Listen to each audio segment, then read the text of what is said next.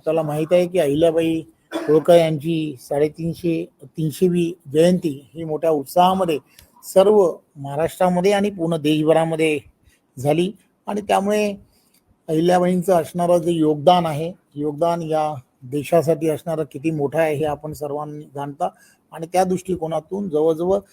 5,500 कोटीपेक्षा जास्त त्यांच्या तीर्थक्षेत्र जी आहेत त्यांनी ज्या ठिकाणी वेगवेगळ्या पद्धतीने कामाला केली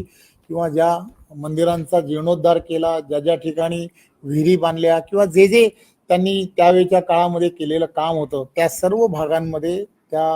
विशेष असा निधी देण्याचं काम हे या सरकारच्या माध्यमातून केलं गेलं आहे. त्याच माध्यमातून जवळजवळ अहिल्याबाई होळकर यांच्या नावाने महिलांसाठी स्टार्टअप तयार करण्याचा सुद्धा संकल्प हा आपल्या सरकारच्या माध्यमातून करण्यात आलेला आहे.